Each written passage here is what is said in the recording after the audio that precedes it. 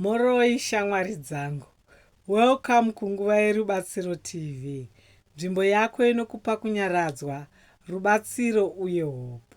Nhasi tichataura nezvekutangazve mushure menguva dzakaoma uye nzira dzinokubatsira kuvaka upenyu hutsva uine rugare, clarity uye tariro.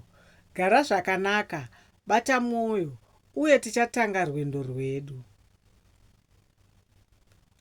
Shamwari dzangu, dzimwe nguva upenyu hunotipa marwadzo anosvika pakuti tinobva tavanzwa sekuti hatichaziva pekutangira.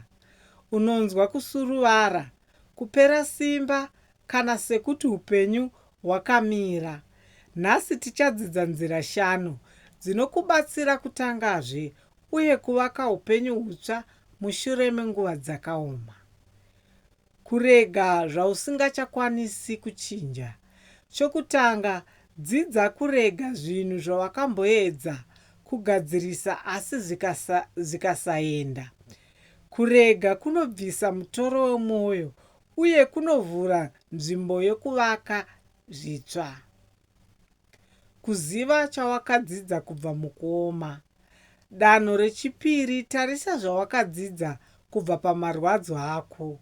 Kuziva leseni kunokupa simba rekufamba mberi usingatyi zvakare uye kunovaka wisdom.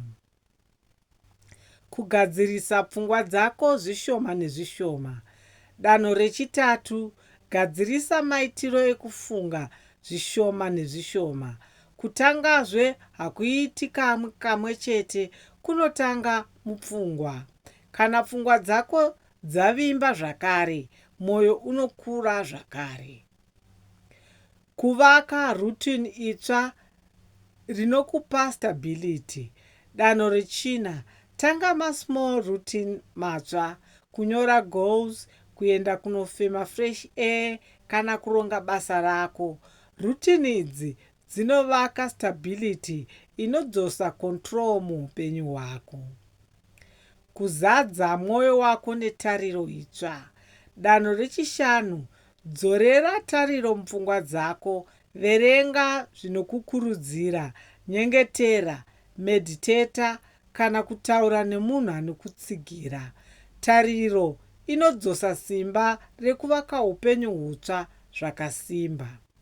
Shamwari dzangu, idzi ndidzo nzira 5 dzinokubatsira kutangazve mushure menguva dzakaoma. Gara wakasimba, tsigisa mwoyo wako uye uve nerugare uye netariro. Nguva yako yerubatsiro rwasvika. Ndokutendai nekuteerera nguva yerubatsiro TV. Subscribe kuti uwane guidance, motivation uye real life solutions nguva dzose. Gara wakasimba uye rangarira kutangazve kunogoneka uye upenyu hunogona kuvakwa patsva.